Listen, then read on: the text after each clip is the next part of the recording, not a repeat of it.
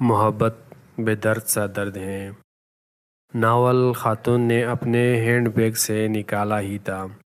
اس خاتون نے ساتھ بیٹھے ہوئے لڑکے کے چہرے پر طنزیہ مسکراہٹ اٹک کی۔ اس نے خاتون کی طرف دیکھا جو حجاب میں تھی۔ ہاتھوں پر اس نے باریک کپڑے کے کالے دستانے چڑھا رکھے تھے۔ چہرے پر نقاب تھا، صرف اس کی سیاہ گہری آنکھیں نظر آ رہی تھیں۔ خاتون کی نظریں ناول کے پنوں پر لفظوں کا تعاقب کر رہی تھیں۔ وہ لڑکا اٹھا اور واش روم کی طرف چل دیا۔ وہ 25 سال کا پرکشش لڑکا تھا، جس کی رنگت گوری اور قد کاٹ متوسط تھا۔ روشن پیشانی کے اوپر ہلکا سا محراب تھا جو اکثر لمبے سیاہ بالوں کے نیچے چھپا رہتا تھا۔ کالی سیاہ آنکھوں میں اکثر وہ بیشتر لالی رہتی۔ اس لڑکے نے واش روم کی طرف جاتے ہوئے بزنس کلاس کے دوسرے مسافروں پر واجبی سی نگاہ ڈالی، جن میں سے کافی سارے لنچ کرنے کے بعد نیند کی آغوش میں تھے۔ اس جہاز نے لندن کے ہیتھرو ایئرپورٹ سے لاہور کے علامہ اقبال انٹرنیشنل ایئرپورٹ کے لیے اڑان بھری تھی۔ وہ لڑکا واپس آ کر اپنی سیٹ پر بیٹھنے لگا تو بیٹھنے سے پہلے اس نے پھر سے ناول پڑھتی ہوئی خاتون کو بغور دیکھا۔ اس خاتون کی عمر 35 کے آس پاس تھی۔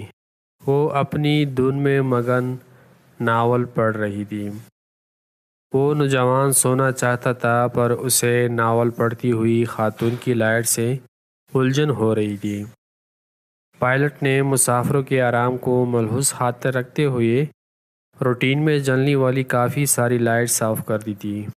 خاتون نے ناول کے اگلے صفحے کو بڑے سلیقے سے پلٹا۔ لڑکی کی نظر اس کے ہاتھوں پر تھی، جس کا اندازہ خاتون کو ہو چکا تھا۔ لڑکے کی بے چینی بھی اس نے بھانپ لی تھی۔ بھائی، آپ کو میری وجہ سے کوئی پریشانی ہے؟ خاتون نے نفیس آواز کے ساتھ پوچھا تھا۔ خاتون کا لب و لہجہ اور طرز تکلم نہایت عمدہ تھا۔ تھوڑی سی روشنی میں بھی میری نیند اڑ جاتی ہے۔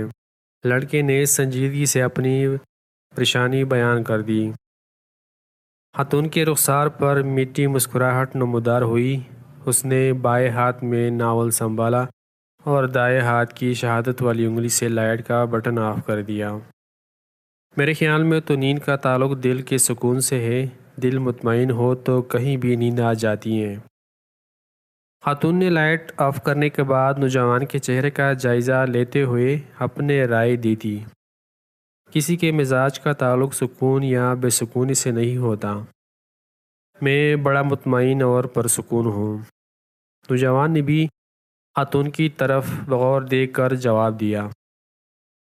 خاتون کے ہونٹوں پر نوجوان کی بات سن کر پھر سے ہلکا سا تبسم آیا تھا۔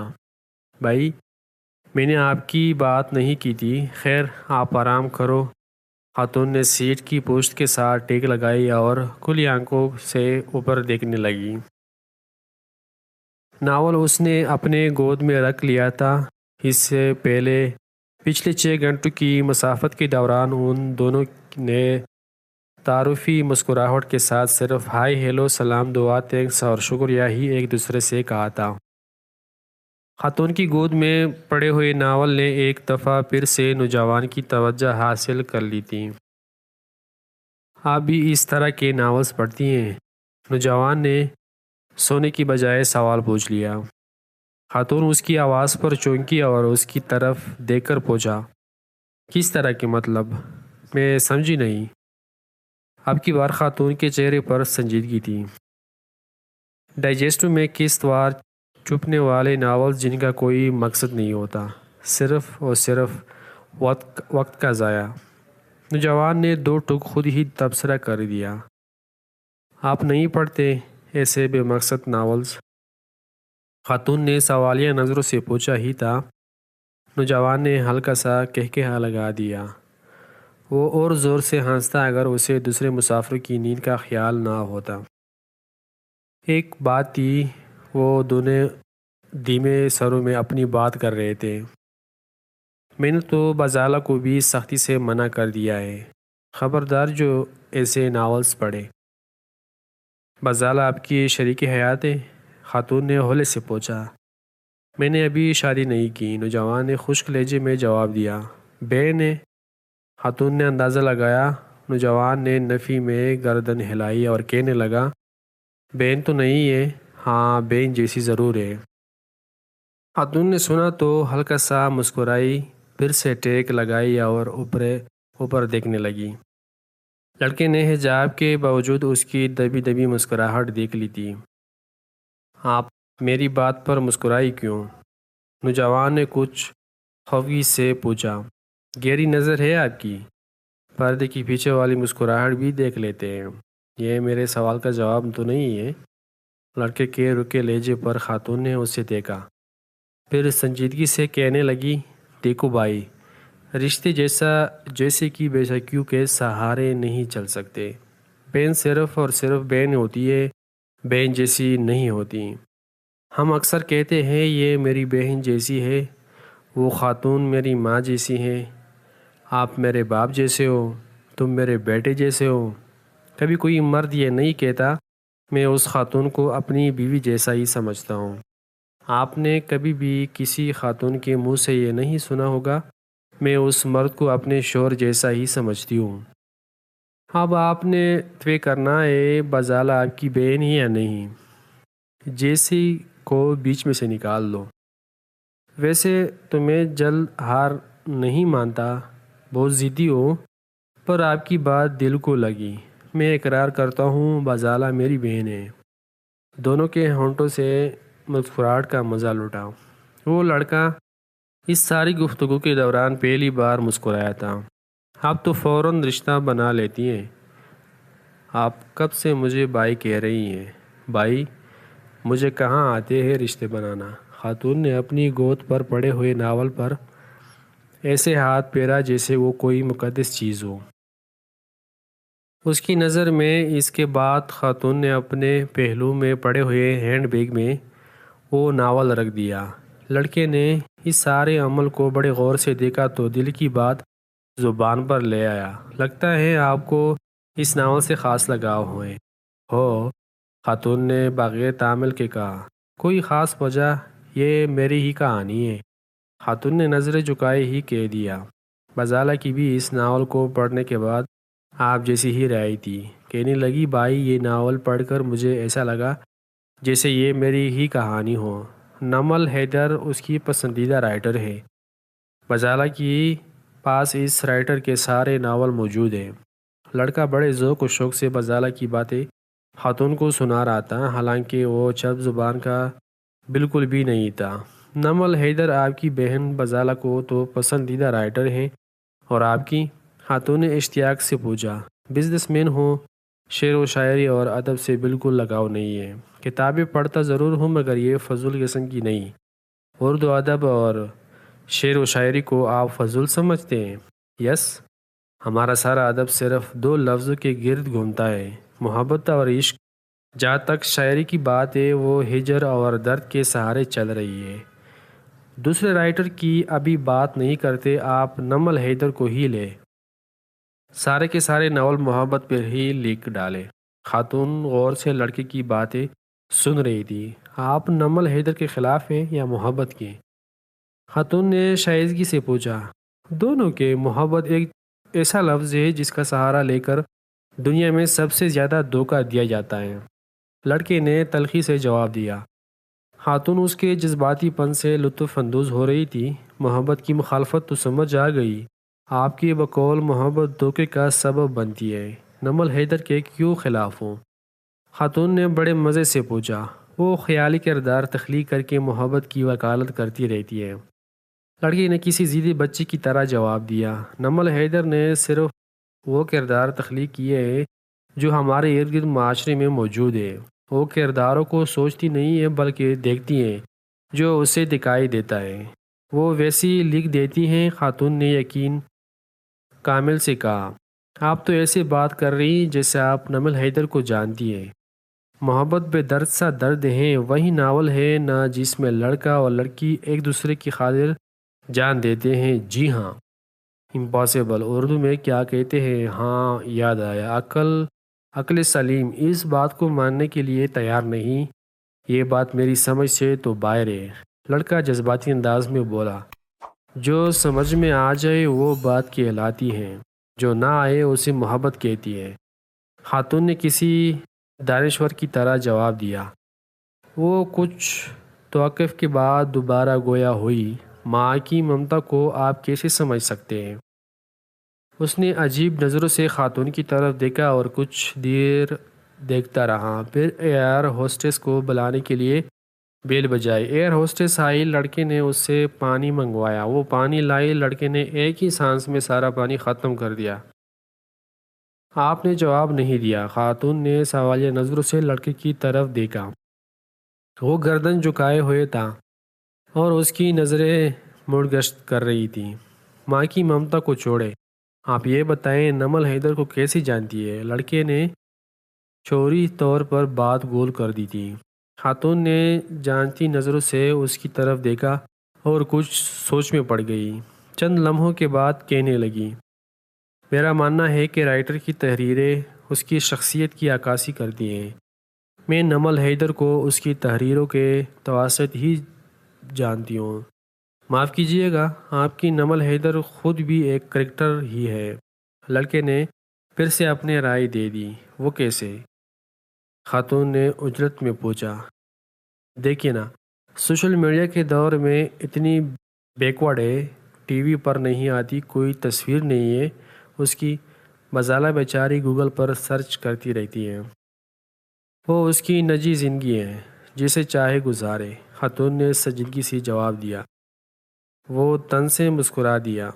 محبت پر لکھنے والی محبت کو نہیں سمجھتی، اسے چاہیے لوگوں سے ملے، لوگ اسے ٹی وی پر دیکھنا چاہتے ہیں، اس کی باتیں سننا چاہتے ہیں، اس کے ساتھ تصویریں بنوانا چاہتے ہیں، لوگ محبت کرتے ہیں اسے۔ محبت میں دیکھنے کی شرط نہیں ہوتی، وہ اپنے چاہنے والوں سے جو کہنا چاہتی ہے اپنے ناولوں میں لکھ دیتی ہے۔ یہ محبت کی ایک الگ اور مختلف صورت ہے۔ محبت مجھے نفرت ہے محبت سے، لڑکا دانس پیستے ہوئے بولا۔ اس نے اپنے دل کا غبار نکال لیا تھا۔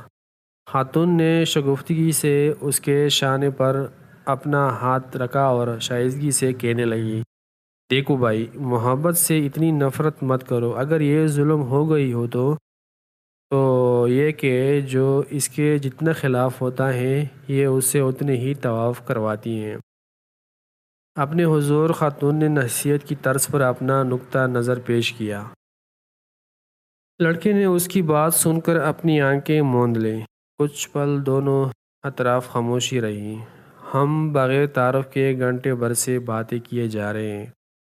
میں مزمل بیگ ایکسپورٹر ہوں، لیدر گارڈز اور ٹریک سوٹ کی فرانس، جرمنی اور UK ایکسپورٹ کرتا ہوں۔ لاہور میں 2 فیکٹریاں ہیں۔ میں نمل حیدر رائٹر ہوں، کئی ناول لکھ چکی ہوں۔ نمل نے مزمل کے انداز میں ہی خود کا تعارف کروایا۔ مزمل بیگ خیرت میں مبتلا تھا۔ وہ گھنٹہ بھر سے جس خاتون کی مخالفت کر رہا تھا وہ اس کے ساتھ ہی بیٹھی تھی۔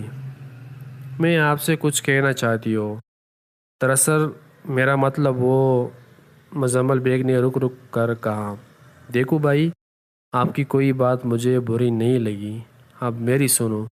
آپ نے کہا تھا کسی کے مزاج کا تعلق سکون یا بے سکونی سے نہیں ہوتا۔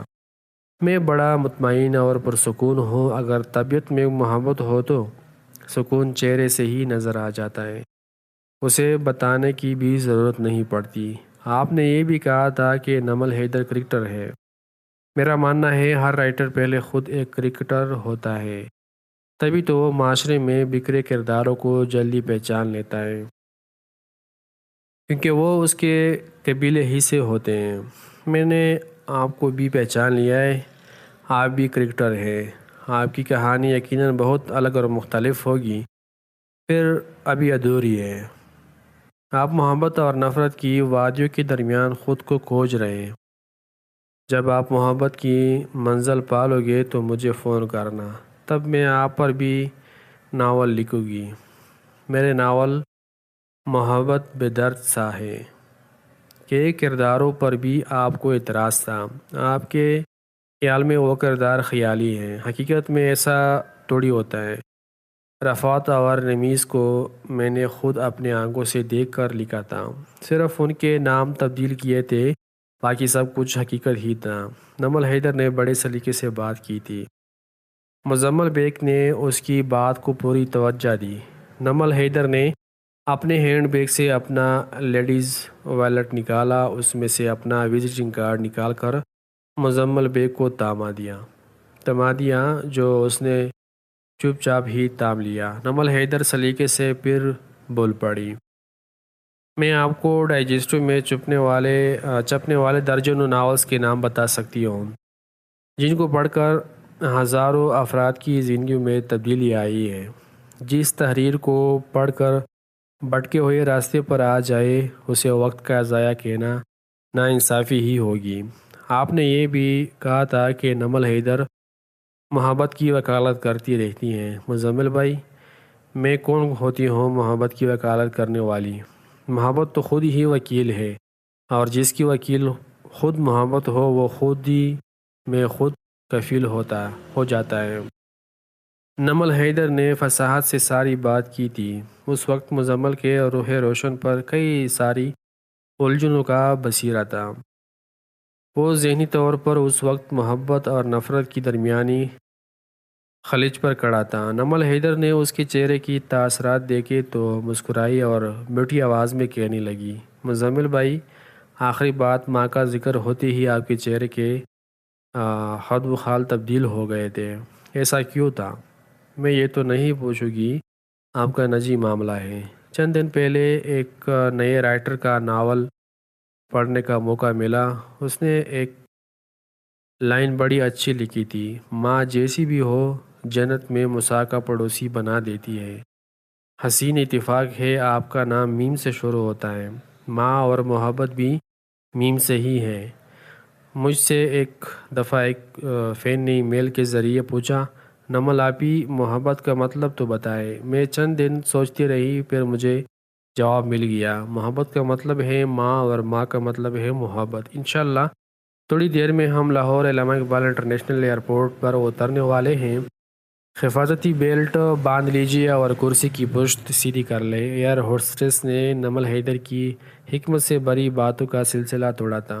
جہاز کی لینڈنگ کے بعد مزمل نے نمل حیدر کا ہینڈ کیری کیبن سے نکال کر اس کے حوالے کیا تھا۔ نمل حیدر نے مشکور نگاہوں سے اسے دیکھا اور مسکراتے ہوئے کہنے لگی، مزمل بھائی، کوئی بات ناگوار گزری ہو تو معذرت خواہ ہوں۔ امید ہے دوستوں کہ یہ ناول آپ کو پسند آئی ہو، تو چینل کو سبسکرائب کر لی، ویڈیو کو لائک کریں۔ ملتے ہیں نیکسٹ ایپیسوڈ میں۔